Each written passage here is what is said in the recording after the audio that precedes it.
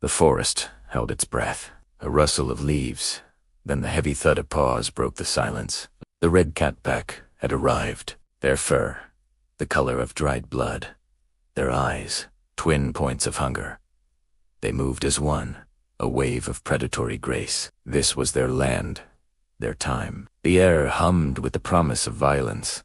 Once, this pack was hunted, driven to the brink of extinction by rival beasts, their bloodline nearly wiped clean from the earth. They fled into the mountains, but they did not just survive.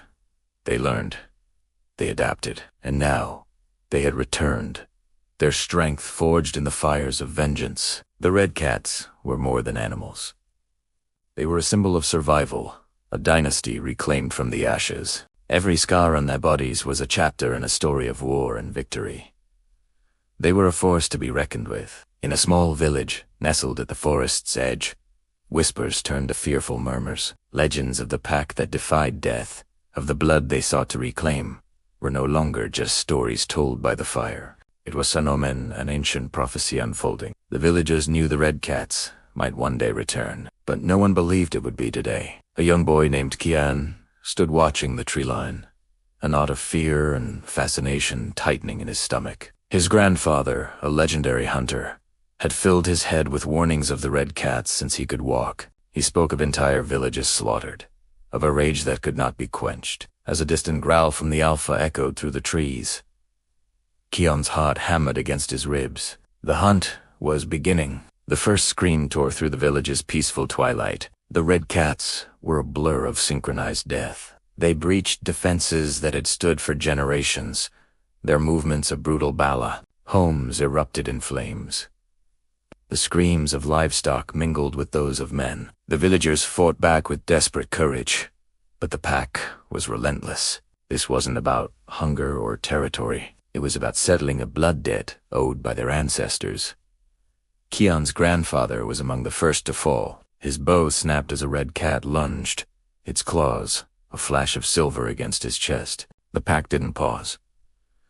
They didn't hesitate. They were a tide of destruction, caring only for the kill. But Kian, though young, was not weak. He was his grandfather's student. The old hunter's lessons rang in his mind as he fought back, not with strength, but with cunning.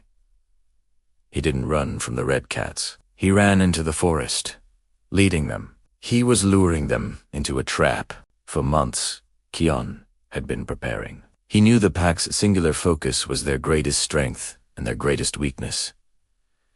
They thrived on coordination, on the will of their alpha. If the leader fell, the pack would crumble. He led them on a desperate chase through thick underbrush and over treacherous ravines. The red cats followed, their bloodlust blinding them to the path ahead. Kian had woven a web of traps, tripwires to send them tumbling, deep pits masked by leaves, sharpened stakes waiting in the earth. As the alpha lunged, a monstrous shadow aiming for the kill. Kian sidestepped. The beast, consumed by its own rage, plunged headfirst into a deep pit. Kian dug himself. Its immense strength only served to wedge it tighter in the trap. The pack's unified howl fractured into sounds of confusion and fear. Without their leader, the unstoppable force dissolved into a scattered mob.